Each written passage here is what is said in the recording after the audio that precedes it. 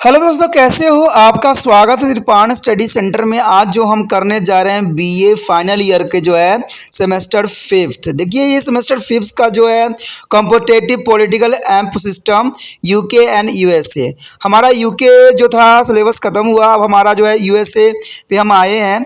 यानी ये fifth semester का है, बीए फाइनल ईयर के बच्चे के जिनके उन्होंने पॉलिटिकल साइंस लिया है।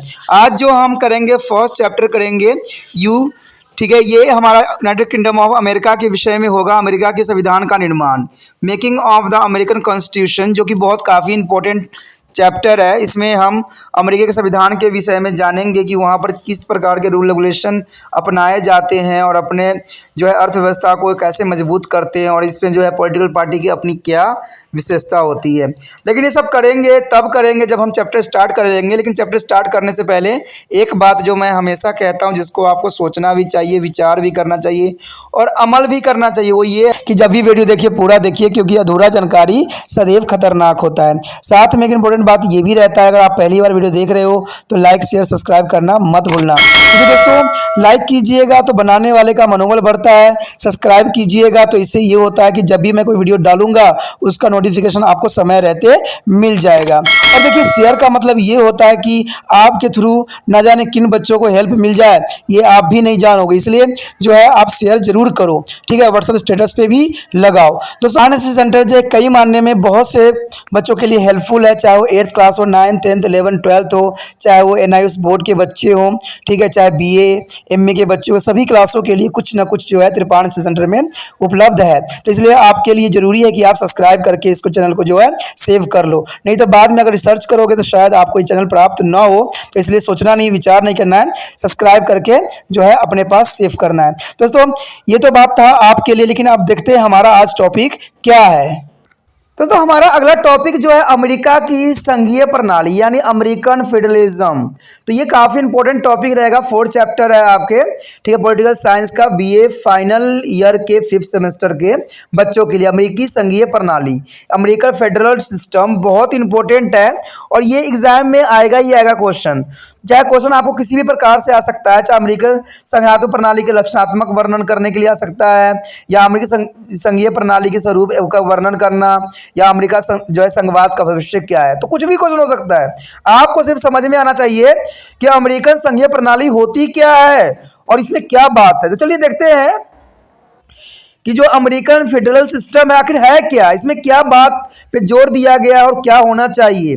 तो लीजिए अब स्टार्ट कीजिए, हम देखते हैं क्या है इसमें। अगर बात करें हम अमेरिकी राज्य का, अगर अमेरिकी राज्य कि जो यहाँ पर आधुनिक राज्य है, क्योंकि आपको पता है कि संयुक्त राज्य अमेरिका जो है प्रथम आधुनिक राज्य है जिसके संघात्मक राज्य प्रणाली को अपनाया है। यानी इसने संघात्मक राज्य प्रणाली को अपनाया, यानी फेडरल गवर्नमेंट सिस्टम अपनाई है।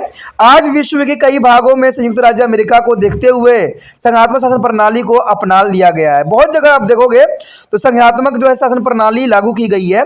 संयुक्त राज्य अमेरिका में आरंभ में 13 राज्य थे, परंतु आज के समय में ये 50 राज्य सम्मिलित हो चुके हैं। देखिए, जब अमेरिका का गठन हुआ था उसमें 13 राज्य ही सम्मिलित थे, लेकिन आज के समय 50 राज्य सम्मिलित हो चुके हैं। संघात्मक राज्य विभिन्न राज्यों के समूह होते हैं जो जहां दो सरकार, केंद्र तथा राष्ट्रीय सरकार का छोटी इकाई या राज्य सरकार होते हैं, जिनकी मध्य राज्य की जो अधिकार शक्तियां बटी हुई होती है।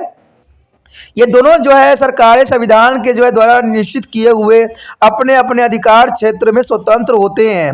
वे अपनी शक्ति जो है संविधान से लेती है। संघात्मक राज्य में संविधान जो है देश के स्वच्छ कानून होता है और केंद्र तथा राज्य के बने हुए कानूनों को इसे स्वच्छ स्थापना होती है। संघात्मक राज्य में जो है स्वतंत्र न्यायपालिका का होना अति आवश्यक है। देखिए, ये भी बात इंपॉर्टेंट है कि संघात्मक राज्य में जो है स्वतंत्र न्यायपालिका का होना अत्यंत महत्वपूर्ण होता है, क्योंकि संघात्मक देश में राष्ट्रीय तथा राज्य सरकारों के मध्य शक्ति का बंटवारा होने के कारण झगड़े उठने आवश्यक होते हैं, जिनके निर्णय के लिए स्वतंत्र न्यायपालिका का आवश्यक होता है और संविधान की व्याख्या तथा उसकी रक्षा भी करे। ये भी सभी जो है संयुक्त राज्य अमेरिका में मिलते हैं। तो ये संघात्मक शासन प्रणाली की सबसे अच्छी व्यवस्था यहाँ पर बताई गई है। आपको याद रखना है कि पहले आरंभ में 13 राज्य थे, लेकिन अब जो है 50 राज्य हो गए हैं और यहाँ के न्याय न्यायपालिका को स्वतंत्र होना अत्यंत महत्वपूर्ण है, क्योंकि संघात्मक शासन प्रणाली में जो है अगर राष्ट्रपति या किसी के साथ लड़ाई होती है तो इसमें जो है न्यायालय जो है मध्यस्थता का काम कर सकती है। तो ये फेडरल गवर्नमेंट के लिए अत्यंत महत्वपूर्ण होता है। अब देखते हैं कि यहाँ फेडरल गवर्नमेंट की क्या विशेषताएं हैं।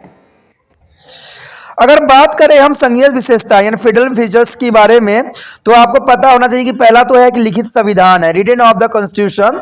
संघात्मक राज्य का सर्वप्रथम आवश्यक तत्व यही होता है कि लिखित संविधान होते हैं। संयुक्त राज्य अमेरिका का संविधान लिखित है, जिसमें जो है कुल 7 अनुच्छेद हैं, और अब इसमें संख्या जो हो गई 27 संशोधित हो चुके हैं, यानी 27 संशोधित हो चुके हैं। लेकिन अगर अनुच्छेद की बात करें तो अधिक लंबा अनुच्छेद नहीं है, अगर 27 भी अनुच्छेद है तो कोई अधिक बड़ी नहीं है। 7 से कुल 7 अनुच्छेद है, अब इसमें जो है 27 संशोधन हो चुके हैं। तो ये कोई बड़ी बात नहीं है, इतनी छोटी सी है। कहते हैं आधे घंटे में जो है अमेरिका के संविधान को पढ़ा जा सकता है। अगर अब के समय में देखा जाए तो 1 घंटा लग जाता है, तो ये बहुत बड़ी बात लगता है नहीं है। यदि बात करें कठोर संविधान का, ये विशेषता है दोस्तों जिसमें कठोर संविधान भी आती है। संघात्मक राज्य के जो है संविधान कठोर होता है। संयुक्त राज्य अमेरिका का संविधान कठोर संविधानों का स्वच्छ उदाहरण है। संविधान में कोई भी संशोधन कांग्रेस के दोनों सदनों के 2/3 बहुमत तथा 3/4 राज्यों के विधान पालिकाओं की स्वीकृति के बिना नहीं हो सकता। तो ये काफी इंपॉर्टेंट बात यहाँ पर है कि 2/3 जो है सदनों की जरूरत पड़ती है और 3/4 जो है विधान पालिकाओं की स्वीकृति की जरूरत पड़ती है। यह विधि बहुत कठिन तथा पेचीदा है, जिसका परिणाम इस बात से भी मिलता है कि अभी तक कुल 27 संशोधन ही संभव हो सका है। लेकिन अगर हम भारत की बात करें तो न जाने कितने संशोधन हो चुके हैं। कहते 365 से भी अधिक संशोधन हो चुके हैं, क्योंकि यहाँ पर रूल रेगुलेशन बहुत ढीला है, इसलिए संशोधन करना बहुत बड़ी बात नहीं रहती है। लेकिन अमेरिका में संशोधन करने के लिए तीनों ही पावरों का होना जरूरी होता है, चाहे राष्ट्रपति हो, कांग्रेस हो, चाहे न्यायपालिका हो। तब तक ये तीनों नहीं रहेंगे तब तक जो है कोई चीज की संशोधन होना संभव नहीं है। बात करें शक्तियों की बंटवारा की, तो डिस्ट्रीब्यूशन ऑफ द पावर, तो भारत में केंद्र के शक्तिशाली होने का बड़ा कारण है कि संघात्मक राज्य बनने से पूर्व राज्य सरकार स्वतंत्र नहीं थी, परंतु संयुक्त राज्य अमेरिका को जन्म से पूर्व ही वहां 13 पुण्य जो है प्रभुता वाले राज्य थे, जो संयुक्त राज्य अमेरिका बनाना भी चाहते थे, परंतु अपने राजनीतिक अस्तित्व को भी समाप्त नहीं करना चाहते थे। इसलिए शक्तियों का विभाजन इस आधार पर किया गया कि राष्ट्रीय सरकार को इतनी शक्तियां प्राप्त हो कि वे राष्ट्रीय एकता बनाए रखे, परंतु इतना भी शक्तियां न हो जाए कि राज्य उसकी दया पर निर्भर हो जाए। तो शक्तियों का बंटवारा जो है यहाँ पर विभिन्न रूपों में किया गया है, तो अब उसी के विषय में हम चर्चा करेंगे। अभी तो हम विशेषता के बारे में चर्चा कर रहे थे, लेकिन अब जो है इसकी शक्तियों के बंटवारा के विषय में हम यहाँ पर चर्चा करेंगे। बात करें हमारा पहला शक्ति बंटवारा में, तो है संघीय सरकार की शक्ति। कहते हैं power to the federal government. केंद्र सरकार को पर्याप्त शक्तियां दी गई है, परंतु ये असीमित नहीं है। केंद्र सरकार की शक्तियां निश्चित तथा स्पष्ट है। केंद्र सरकार की शक्तियां का वर्णन अनुच्छेद 1 के सेक्शन 8 में किया गया है, और इस शक्तियों के अतिरिक्त सारी शक्तियां राज्य के पास होता है, और इससे संबंधित किसी भी संदेह को दूर करने के लिए जो है 10वें संशोधन में यह घोषणा करके स्पष्ट कर दिया है कि वे शक्तियां जो कि संयुक्त राज्य के संविधान द्वारा नहीं दी गई है, जिसके विषय में राज्य को मना नहीं किया गया है, वो सारी शक्तियां राज्य या लोगों के लिए सुरक्षित है। संघीय सरकार की जो है वर्णित शक्तियों का संबंध अधिकतर कांग्रेस, राष्ट्रपति तथा सर्वोच्च न्यायालय से है। इसमें ये शक्तियां आती है विदेशों से संबंधित तथा जो है संधीय से संबंधित शक्तियां युद्ध की घोषणा करने तथा नए राज्य के संघ में सम्मिलित करने, सिक्कों तथा मुद्रा यानी कॉन्ग्रेस ऑफ करेंसी को भी नियंत्रण करने तथा राज्य के परस्पर व्यापार को भी नियंत्रण करने के जो है सैनिक सेवाएं, डाक खानों की सेवाएं, तौल तथा माप के नियमों की शक्तियां हैं। तो सारे कुछ इसी के पास जो होती है निहित होती है। उसके पश्चात है लुप्त शक्तियां यानी इम्प्लीड पावर। कहते जो है संघीय राज्य की वर्णित शक्तियों के साथ पहले अनुच्छेद के धारा 8 में कहा गया है कि केंद्रीय कांग्रेस ऐसे कानून बना सकती है जो संयुक्त राज्य अमेरिका के संविधान के द्वारा दी गई शक्तियों को लागू करने के लिए आवश्यक तथा उचित है। कहते आवश्यक तथा उचित धारा के जो है संघीय सरकार के वर्णित शक्तियों से अधिक कई और शक्तियां दे दी गई है, जिन्हें हम लुप्त शक्तियां कहा जाता है। इन शक्तियों को जो है केंद्र द्वारा केंद्र के राज्य के बैंक तथा कॉरपोरेशन खोलने का अधिकार भी मिल गया है, क्योंकि यह उनकी उसकी कर लगाने, उधार लेने तथा व्यापार के नियंत्रण करने के लिए आवश्यक लुप्त शक्तियां समझी गई है। इस प्रकार व्यापारिक शक्तियों को केंद्र को रेलों तथा हवाई सेवाओं पर भी नियंत्रण प्राप्त हो गया है। इसके अतिरिक्त सेना को जो है अकादमी है यानी मिलिट्रीज ऑफ एकेडमी बनाना, यानी खेती बाड़ी के निबंध करना आदि कई शक्तियां हैं। लुप्त शक्तियों के सिद्धांतों के अनुसार केंद्र सरकार को प्राप्त हुई है। बात करें लुप्त शक्तियों के संबंधित दो प्रकार के विचार आते हैं। एक विचारधारा पहले इसकी व्याख्या संविधान के अक्षरों के अनुसार करना चाहिए ताकि संघीय सरकार की शक्ति सीमित रहे। दूसरी विचारधारा वाले यह कहते हैं कि संघीय सरकार के वर्णित शक्तियों को जो है कहीं अधिक शक्ति प्राप्त है।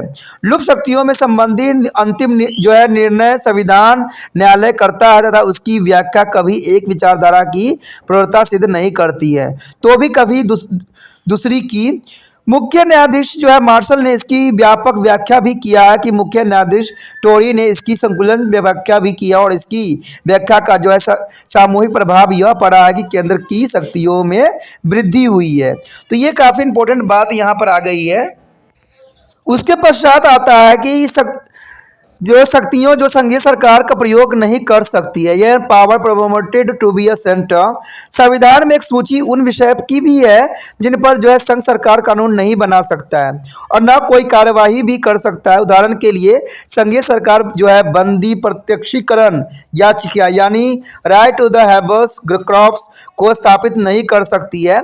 बीते समय के लिए जो है विविध निर्धारण नहीं कर सकता है। उच्च वर्ग के उपाधि प्रदान नहीं कर सकता है। ऐसे कानून नहीं बना सकता है जो किसी एक धर्म के स्वतंत्रता स्थापित करता हो तथा धार्मिक स्वतंत्रता पर भाषण देने की स्वतंत्रता में बाध्य उत्पन्न करता हो। तो ये जो है शक्ति जो संघीय सरकार को प्रयोग नहीं कर सकती है उसके विषय में है। अगर बात करें राज्य में शक्तियां का पावर ऑफ स्टेट में, तो कहते हैं संयुक्त राज्य अमेरिका का संविधान राज्य के शक्तियों का जो है वर्णन नहीं करता है। इसमें केवल इतना कहा गया है कि संघीय सरकार की वर्णित तथा दी गई राज्य की मान की गई शक्तियों को निकाल कर शेष सभी शक्तियां राज्य को दी गई है। ठीक है, यानी आप समझ सकते हो इस बात को कि संयुक्त राज्य अमेरिका का संविधान राज्य की शक्ति का वर्णन नहीं करती है और इसमें केवल इतना ही कहा गया है कि संघीय सरकार की वर्णित तथा दी गई तथा राज्य की मान की गई शक्तियों को निकाल कर शेष सभी शक्तियां राज्य को दी गई है। ये ठीक है कि राज्य को अनिश्चित शक्तियां प्राप्त है परंतु ये असीमित नहीं है, यानी अनिश्चित शक्तियां प्राप्त है लेकिन असीमित भी नहीं है।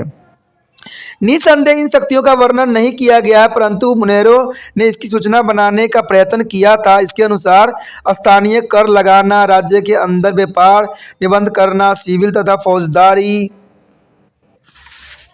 कानून बनाना, लोगों की जो है जान माल की रक्षा करना, शिक्षा का प्रबंधन करना, सड़कों तथा आवागमन करना, स्वास्थ्य, स्थानीय सरकार चुनाव प्रबंधन करना, संविधान में संशोधन की जो है स्वीकृति आदि। जब संयुक्त राज्य अमेरिका अस्तित्व में आया तो शक्तियों के विभाजन में राज्य का पक्ष भारी था परंतु संघीय सरकार की शक्तियां दिन प्रतिदिन वृद्धि पर है तथा इसमें राज्य के अधिकतर क्षेत्र पर कोई चोट नहीं पहुंची क्योंकि केंद्र की शक्तियां बढ़ने का बड़ा कारण राज्य की सामूहिक शक्तियों को बढ़ना भी है। इसलिए शक्तियों की बांट से संबंधित लगभग पहले वाला ही संतुलन विद्वान थी।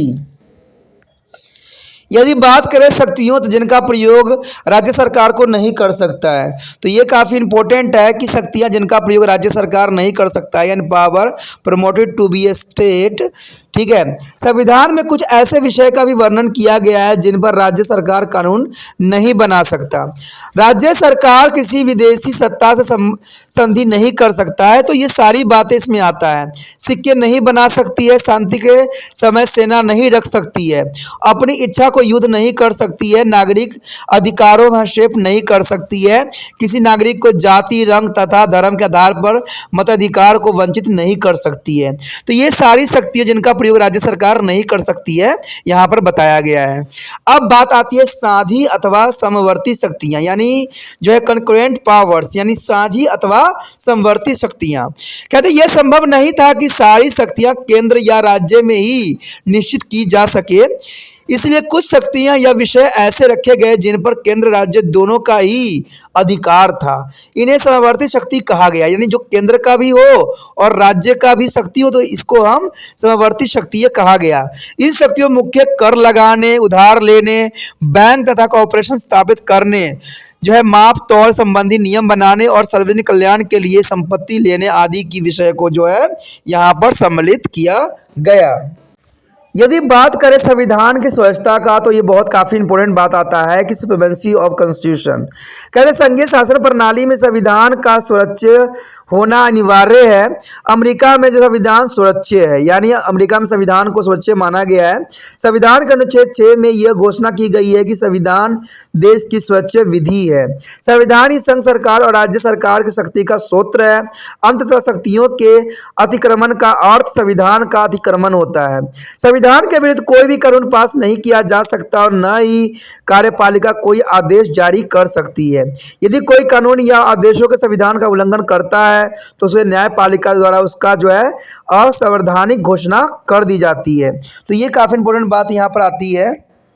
ठीक है, यहाँ पर बात अगर हम करें जो है स्वतंत्र न्यायपालिका की, तो स्वतंत्र न्यायपालिका का मतलब यही होता है इंडिपेंडेंट जुडिशरी, यानी संघात्मक व्यवस्था में एक स्वतंत्र जो है न्यायपालिका का होना अति आवश्यक है ताकि केंद्रीय और राज्य के विवादों को सुना जा सके। तो देखिए कितना इंपॉर्टेंट बात है कि न्यायपालिका का स्वतंत्र होना अत्यंत महत्वपूर्ण है क्योंकि ये केंद्रीय और राज्य के विवादों को सुना जा सके, संविधान की व्याख्या तथा रक्षा की जा सके। अमेरिका में जो है स्वतंत्र न्यायपालिका की स्थापना भी की गई है। सर्वोच्च न्यायालय संविधान का रक्षक है और वह जो है कांग्रेस या कार्यपालिका या राज्य के किसी कानून अथवा आदेश को अवैध घोषित कर सकता है यदि वह कानून अथवा आदेश संविधान के विरुद्ध भी हो।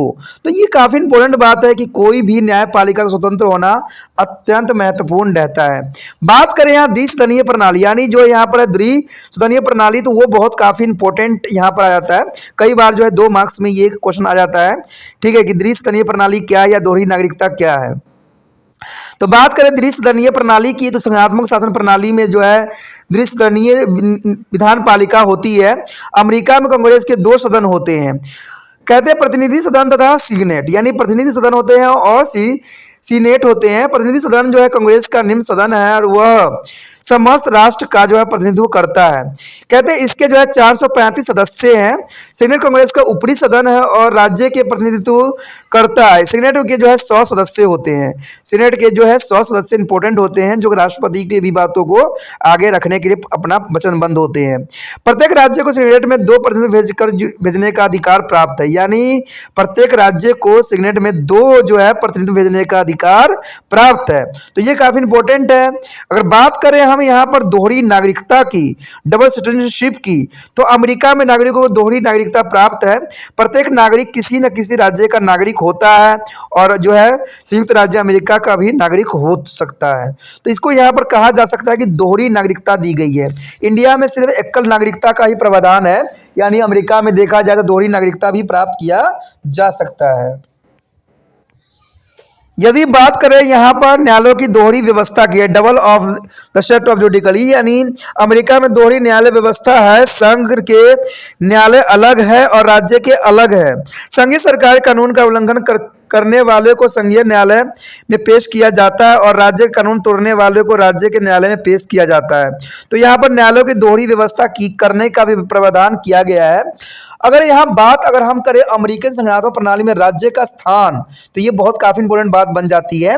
The place of state in the American federal system, यानी अमेरिकन संघात्मक प्रणाली में राज्य का क्या स्थान है। ये बहुत बड़ा प्रश्न उठता है कि राज्य का क्या स्थान है, हम यूनाइटेड स्टेट क्यों कहते हैं इसको। हमने ऊपर उन शक्तियों का वर्णन भी किया है जिनमें राज्यों को पर्याप्त बड़ी अधिकार क्षेत्र प्राप्त है। अमेरिकन संघीय प्रणाली का स्वभाव बताने के लिए हमें इस बात का विचार करना होगा कि संघ में राज्य का क्या स्थान है। कहते संयुक्त राज्य अमेरिका के अस्तित्व के पूर्व जो 13 स्वतंत्र राज्य थे, यानी जब अमेरिका जब बनी थी उस समय 13 स्वतंत्र राज्य थे और इन्हें अपनी जो है प्रभुसत्ता का कुछ भाग केंद्र को दे दिया। राज्य के पास शेष अब शक्तियां हैं। यह कहना कि राज्य का जो है प्रभुसत्ता रखते हैं कि नहीं, इसके संबंध में यह कह देना पर्याप्त होगा कि सारे राज्य कानूनी तौर पर अपने क्षेत्र में पुण्य प्रभुता वाले होते हैं। यानी ये बहुत काफ़ी इंपॉर्टेंट बात है। आपको पता है कि पहले 13 राज्य थे, अब जो है 50 राज्य में कन्वर्ट हो गया है। तो इसको राज्य ही क्यों कहा जाता है? ये स्टेट क्यों नहीं होती है? ये पूरे नेशन क्यों नहीं होती है? यदि बात करें राज्य संघ नहीं छोड़ सकते, तो इसमें बात यही आ जाता है कि राज्य संघ नहीं छोड़ सकते। State can not be ceded their federations. राज्य संघ को कहते हैं अलग नहीं कर सकते हैं। अलग होने के अधिकार के संबंध में सर्वोच्च न्यायालय ने जो है 1869 ईस्वी में एक ट्रैक्स बॉस वाइट के अभियोग में निर्णय देते हुए कहा था कि यह एक अटूट संघ है और अटूट राज्यों में संगठित होता है। On the indestructible of union on composed to the indestructible of state. इसलिए अमेरिका संघ के राज्य प्रभावशाली देश नहीं है। संविधान इन पर कई रोक लगा सकता है। ऐसे में जो है विदेशों से संधि नहीं कर सकते हैं।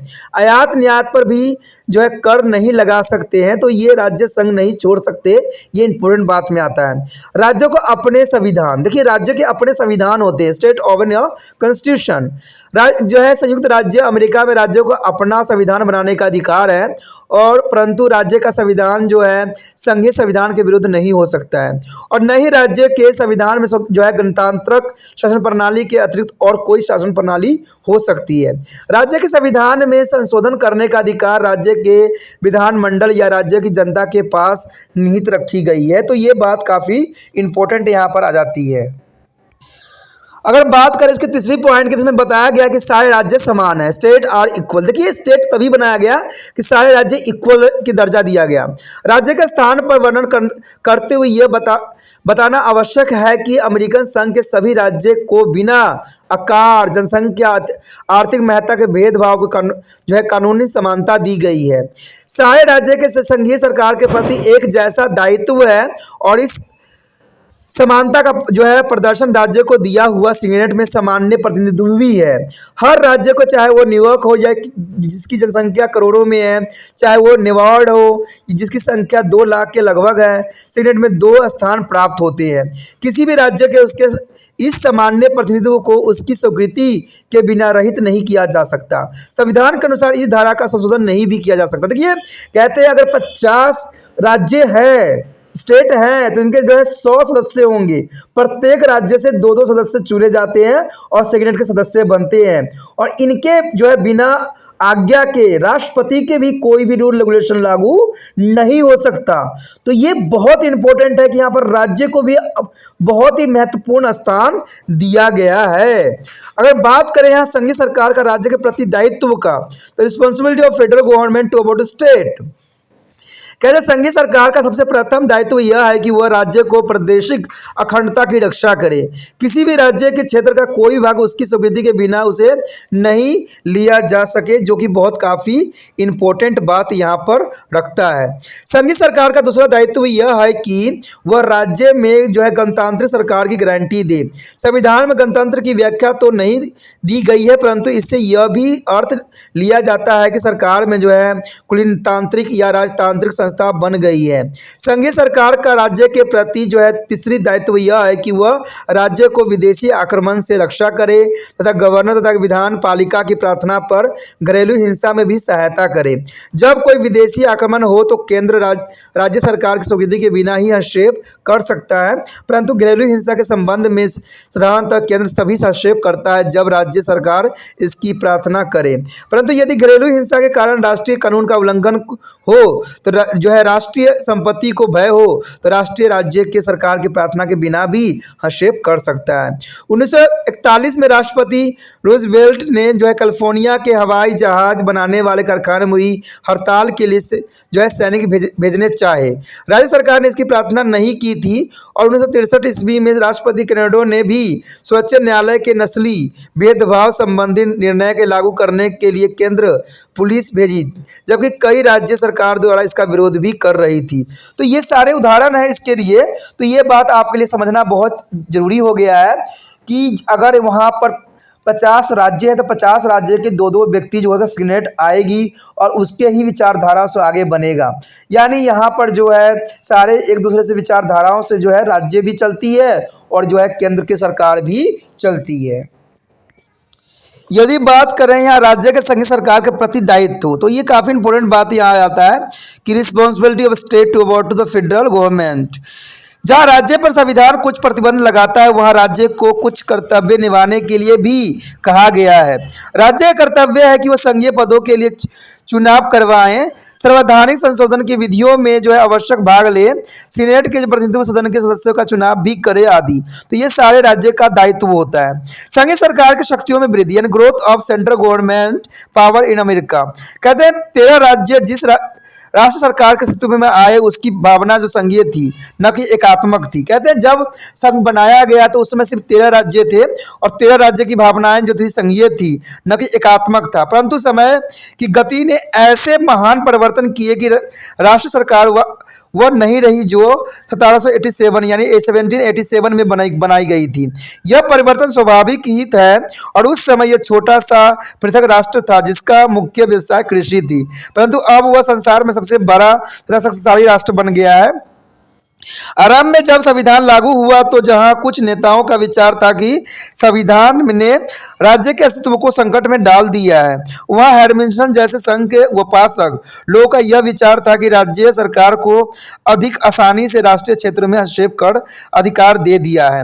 आरंभ में तो प्रत्येक इस विचार से एक मत था कि जो है राज्य का पलड़ा भारी है, परंतु आने वाले वर्षों में संघीय सरकार का अधिकार क्षेत्र इतनी तेजी से बढ़ने लगी कि कहते हैं कि अमेरिका में यह विचार उत्पन्न हुआ कि कुछ वर्ष तक ही राज्य जो है खाली बर्तन बनकर रह जाएगा, जो संघीय सरकार का निर्भर तथा उसकी नीतियों को लागू करने वाली एजेंसी बनकर रह जाएगी और इसमें केंद्रवाद का कई कारण होंगे। तो चलिए देखते हैं केंद्रवाद के कौन कौन से कारण बन सकते हैं जो भविष्य के लिए जो है खतरा का विषय भी बनेगा।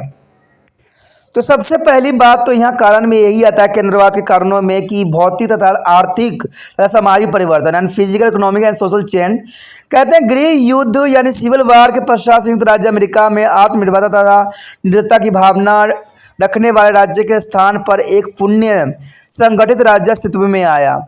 कहते हैं जहां स्थानीय के स्थान पर राष्ट्रीय विचारधारा ने स्थान ले लिया, इसलिए यह भौतिक परिवर्तन था, ठीक है, जिसने नागरिकों पर राज्य का नियंत्रण घटाने में सहायता किया। कहते हैं 1789 में अमेरिका एक कृषि प्रधान देश था, परंतु विज्ञान की उन्नति में आगमन तथा संचार के साधन में mean of transport and communication बन जाने से देश में क्रांति आ गई और इस क्रांति ने ऐसे आर्थिक समस्या को जन्म दिया जिनको हल करने में राज्य सरकार असमर्थ नहीं थी। इसलिए नागरिकों को सहायता के लिए केंद्र की ओर देखना आरंभ कर दिया। व्यापार में मंदी के संबंध में जो है राज्य सरकार कुछ न कर सकी, इसलिए धीरे धीरे जो है राष्ट्रीय सरकार ने वे सारे काम अपने हाथों में ले लिया जो पहले राज्य सरकार के पास थी। तो ये physical economic and social changes देखने को मिल गया। तो ये आप समझ सकते हो कि उसमें जो है नए टेक्नोलॉजी ने किसका कैसा क्रांति किया और कितने प्रकार की जो है समस्याओं को यहाँ पर ला खड़ा कर दिया। कहते हैं गृह युद्ध 1861 से लेकर 1865 में गृह युद्ध हुई। अमेरिकी राज्य अगर देखा जाए संयुक्त राज्य अमेरिका में जो है 1861 यानी 1861 से 1865 ईस्वी तक गृह युद्ध ने यह स्पष्ट कर दिया कि जो है राष्ट्रीय सरकार राज्य सरकार से स्वच्छ है, यानी राष्ट्रीय सरकार जो है राज्य सरकार से स्वच्छ है। इसमें संवैधानिक इतिहास पर यह मुहर लगा दी गई कि राज्य का निडरता या स्वतंत्रता नाम की संयुक्त राज्य अमेरिका को कोई वस्तु नहीं है। इसमें ग्रिफिथ ने शब्दों में कहा था कि युद्ध जो है संचालन था, उसके पश्चात पुनर्निर्माण से राष्ट्रपति तथा कांग्रेस के व्यापक कार्रवाई में विस्तृत संघीय शक्तियों की जो है विरासत छोड़ी, जिसके फिर बाद में त्याग नहीं जा सका, यानी जिसको त्यागा नहीं जा सका बाद में। यदि बात करें संविधान में संशोधन की तो ये भी बात इंपॉर्टेंट रखता है कि संविधान में संशोधन, देखिए संशोधन द्वारा भी संघीय सरकार की शक्तियों में काफ़ी वृद्धि की गई।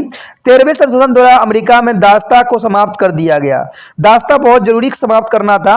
कांग्रेस को इस संशोधन को लागू करने के लिए आवश्यक कानून का निर्माण करने का अधिकार दिया गया था और कहते हैं 14वें संशोधन द्वारा नागरिक का जो है राष्ट्रीयकरण कर दिया गया और राज्य सरकार को इस संबंध में कानून बनाने पर प्रतिबंध लगा दिया गया।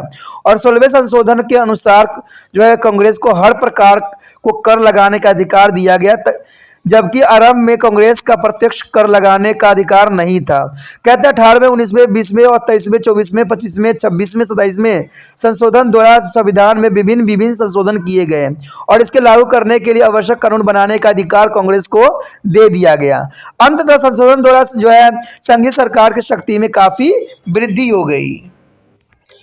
यदि अगली बात करें अगली पॉइंट की, तो कानून है। तो कानून में क्या है, कांग्रेस के अनेक कानूनों द्वारा संघीय सरकार की शक्ति में वृद्धि हुई। समाज कल्याण के उद्देश्य को ध्यान में रखते हुए कांग्रेस ने व्यापार, श्रम, कृषि, सामाजिक सुरक्षा आदि विषय पर अनेक कानून बनाए और इसके द्वारा संघीय सरकार की स्थिति दृढ़ की गई। रूल बेल्ट ने भाई साफ शब्दों में बात कहा था कि नीतियां भी संघीय सरकार का जो है कार्य क्षेत्र बहुत अधिक बताया गया था। ठीक है, तो काफी इंपॉर्टेंट था। अगर बात करें लुप्त शक्तियों के सिद्धांत पे, तो ये बात काफी इंपॉर्टेंट रहता है। कहते राज्य सरकार की शक्तियों को बढ़ाने में सबसे बड़ा भाग सर्वोच्च न्यायालय का है, क्योंकि संयुक्त राज्य अमेरिका में संशोधन तो बहुत नहीं हो सकते हैं, परंतु सर्वोच्च न्यायालय द्वारा दी गई संवैधानिक व्याख्याओं को संघीय सरकार की शक्ति बढ़ाई है। आग के शब्दों में ये बात सब साफ है, जिन्होंने कहा था संघीय शक्तियों को बढ़ाने का सबसे महत्वपूर्ण तत्व यह था कि लुप्त शक्तियों को सिद्धांतों को खोज की गई है और इस सिद्धांत का प्रतिपादन जो है 1790 ईस्वी में दशक में हुई थी, जिसमें राजकोष के सचिव हेल्मिस्टन ने संयुक्त राज्य को बैंक यानी bank of the United state की स्थापना का प्रस्ताव करते हुए किया था। इस सिद्धांत को जो है वैज्ञानिक मान्यता मुख्य न्यायाधीश मार्शल जो 1830 से 1835 में प्रदान की थी। मुख्य न्यायाधीश मार्शल ने जो है मैकक्लोच बना मेरीलैंड, ठीक है, मेरीलैंड नामक 1819 में नामक पुस्तक मुकदमे से राष्ट्रीय सरकार के प्रधान अधिकारी की व्याख्या भी की गई थी। अंतनिहित यह लुप्त शक्तियों के सिद्धांतों को जो है पुष्टि भी किया और सर्वोच्च न्यायालय के निर्णय के संघीय सरकार की शक्तियां भी दी गई, जिन्हें लॉक के शब्दों में केंद्र राज्य में प्राथमिक संतुलन को संघीय सरकार के हाथों में कर दिया गया। सर्वोच्च न्यायालय के संविधान की बहुत उदार व्याख्या भी की गई। मुख्य न्यायाधीश मार्शल ने इस अभियोग का जो है निर्णय सुनाते हुए कहा भी था कि लक्ष्य उचित होने चाहिए तथा यदि संविधान के क्षेत्र में अंतर्गत है तो वो सारे संविधान जो उचित साधन है जो कि जिसकी प्राप्ति के लिए अपनाए जाए, जिनकी मनाही भी नहीं की गई तथा संविधान की भावनाओं के अनुसार है तो वो संवैधानिक है।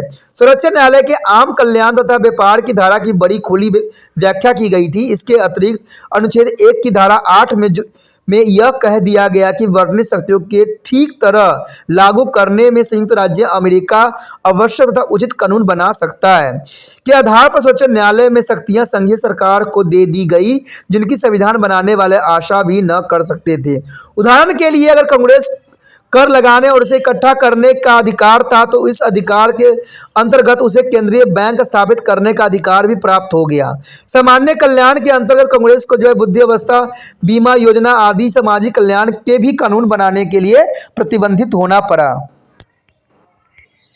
यदि बात यहाँ करें हम मताधिकार का विस्तार यानी एक्सटेंशन ऑफ सफ्रेज यानी 1828 ईस्वी से पूर्व संविधान में ऐसी धाराएं थी जिनमें राज्य सरकार को केंद्रीय संस्था बनाने में बड़ा भाग प्राप्त था।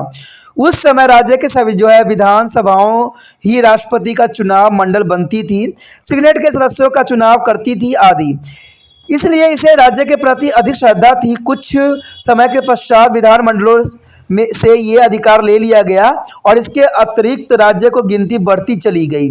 मताधिकार में वृद्धि हुई तथा शक्ति राज्य विधानसभाओं से निकलकर लोगों के पास चली गई।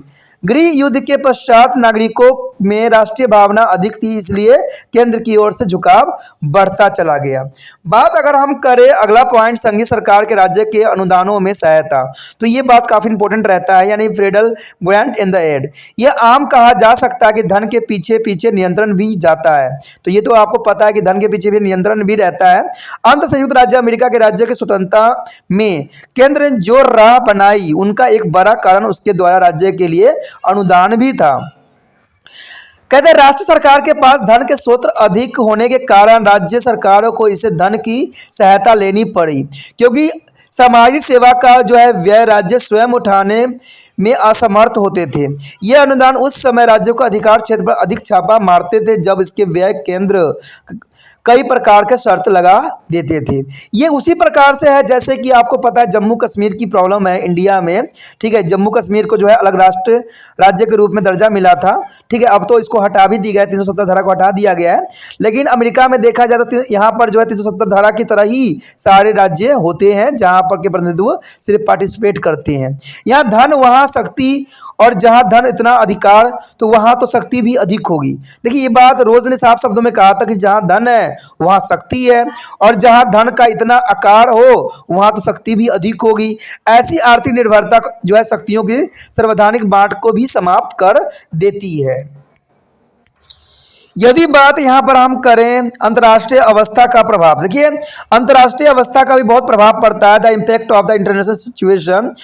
दूसरे विश्व युद्ध के संयुक्त राज्य अमेरिका को अंतर्राष्ट्रीय राजनीति का केंद्र बना दिया। अमेरिका जो है पूंजीवादी देश का नेता बन गया, जबकि सोवियत संघ साम्यवादी गुट का नेता बन गया। दोनों गुटों की एक दूसरे से शत्रुता का परमाणु यंत्रों का विकास और उड़न संयुक्त राष्ट्र अमेरिका की हवाई समुद्र की ओर से आक्रमण को निकट ले आए। ऐसी अवस्था का सामना करने के लिए यह आवश्यक था कि केंद्र शक्तिशाली बन जाए तथा आवश्यकता पड़ने पर उसे अधिकार हो कि वह देश के सारे साधनों को जुटा सके। व्हाइट के शब्दों में बात साफ शब्दों में था कि सबसे प्रत्यक्ष जो है दानव जो हमें केंद्र की ओर धकेल रहा है वह रूसी रिच है, यानी रूसी रिच को बताया गया। इसलिए ऐसा अवस्था में केंद्र शक्ति को होना स्वाभाविक बात थी। कहते 1991 में सोवियत संघ का विघटन होने के बाद जो है शीत युद्ध समाप्त हो गया और अब जो है अंतर्राष्ट्रीय व्यवस्था में अमेरिका का प्रभुत्व भी बन गया। यदि बात करें विश्व में केंद्रवाद की ओर झुकाव, यानी केंद्रवाद के बाद झुकाव जो universal tendency of toward to the centralization, तो कहते हैं सारे विश्व में जो है केंद्र की तरह जो है बोलबाला है और अमेरिका में भी इसका प्रभाव पड़ा। आवागमन के साधन बढ़ने के कारण जो है नागरिक तथा उसकी आवश्यकताएं संकुचित क्षेत्र तक सीमित नहीं रही। इसके व्यापक विचार तथा पेचीदा जीवन ने केंद्र की अधिक शक्तियां सौंप दी गई। केंद्र से शक्तियां प्रजा को स्वीकृति ले रहा था, और यह जो है विषय जो कुछ समय पूर्व स्थानीय महत्व को देते हैं अब राष्ट्रीय महत्व को बन गए। अब अगर बात करें आज का संघ यानी फ्रीडम ऑफ टुडे, कहते हैं संघीय सरकार की शक्ति की वृद्धि पर कई लोगों का विचार है कि संयुक्त राज्य अमेरिका में संघात्मक राज्य ऐसी जैसी कोई वस्तु नहीं रह गई है, यानी संघात्मक राज्य जैसी कोई वस्तु आज है नहीं। इसमें रोजर्स के शब्दों में भी कहा गया था कि वास्तव में हमारी जो है संघीय प्रणाली अब अस्तित्व में नहीं है और न ही इसे अब फिर अस्तित्व में लाने जाने का कोई अवसर भी दिख रहा है। In the point of the fact of federal system no longer exit and has no more change of the beginning both back into a stated. यह विचार इसलिए भी था क्योंकि सरकार को लुप्त शक्तियों के सिद्धांतों द्वारा यह शर्तें लगाकर जो अनुदान देने का राज्य सरकार को केवल कठपुतली बना दिया गया। अंततः इसे न रोका गया तो राज्य सरकार वाशिंगटन की एजेंडा बनकर रह जाएगी। तो दोस्तों ये बहुत काफ़ी इंपॉर्टेंट बात यहाँ पर था जिसको मैंने आपके समक्ष रखा और जाना और समझने की कोशिश किया। अगला जो हमारा टॉपिक होगा कार्यपालिका यानी राष्ट्रपति एवं उपराष्ट्रपति। तो अगला चैप्टर देखना मत भूलिएगा, अगला जो टॉपिक देखना मत भूलिएगा जिसमें हम कार्यपालिका राष्ट्रपति एवं उसकी शक्ति के विषय में हम चर्चा करेंगे और जानेंगे। तो वो अगला जो है काफ़ी इंपॉर्टेंट होने वाला है 5th चैप्टर। तो इसी तरह आप त्रिपाण सेंटर को लाइक शेयर सब्सक्राइब जरूर कीजिए। देखिए दोस्तों जितना आप इस वीडियो को फैलाइएगा दूसरे बच्चों को पहुंचाइएगा, त्रिपाण सेंटर आपके लिए और भी विषयों का जो है बनाएगा और आपको जो है लाभान्वित करेगा। अगर आपको लाभ पहुंचाना है खुद को तो इसको जितना हो सके वीडियो को आगे भी पहुंचाइए और बच्चों को कहिए कि सब्सक्राइब करके चैनल को रख लेने के लिए, क्योंकि सब्सक्राइब करके चैनल को रखिएगा तभी जो है अगला वीडियो का नोटिफिकेशन आपको मिलेगा। और आपको पता है कि कुछ ही दिनों में एग्जाम भी होने वाला है, तो ये आपके लिए अमृत तुल्य रहेगा। तो इसमें सोचना नहीं है, जितना आप त्रिपाण सेंटर को आगे बढ़ाइएगा उतना जो है त्रिपाण स्टडी सेंटर आपके लिए जो है अग्रसर रहेगा और आपके लिए अच्छा से अच्छा वीडियो बनाएगा और हर एक सब्जेक्ट का बनाएगा जो आपके लिए उचित रहेगा और लाभान्वित करेगा। तो इसमें दूसरे बच्चों का सहयोग की भी जरूरत होगा। तो इसके लिए आपको कुछ नहीं करना है, सिर्फ जो है YouTube से लिंक को कॉपी करना है और व्हाट्सएप स्टेटस पे लगा देना है।